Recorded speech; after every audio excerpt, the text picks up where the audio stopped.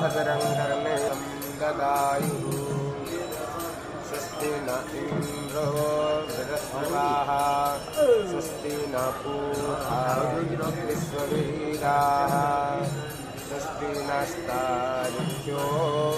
अरिष्टनेमिः स्वस्ति नो बृहस्पतिर्दधास्तु नमस्ते गणपतये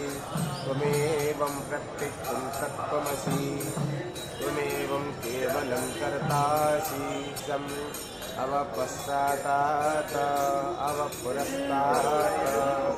अवतरोतात् अवधूर्ध्वातात् सर्वोतोमं पाहि पायुष्टित्रयात्मकः त्वं योगिन ध्यायन्ति नित्यं त्वं ब्रह्मा त्वं विष्णुस्त्वरुद्रस्त्वमिन्द्रस्त्व अग्निस्त्वं वायुस्त्वं सूर्यस्त्वं चन्द्रमास्त्वं ब्रह्मभूर्भुवस्वरं गणादिपूर्वमुच्चार्य वर्णादिस्तदनन्तर अनुस्वारः परतर अर्जुन्दुलसितं तारेण रुद्धम् एतत्तव मनुष्यरूपम्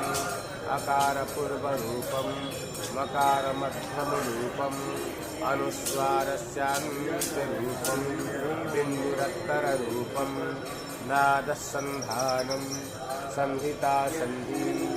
श्रीसा गणेकविद्या गणकर्षिणि चतुर्गायत्री छन्दं गणपतिर्देवता ॐ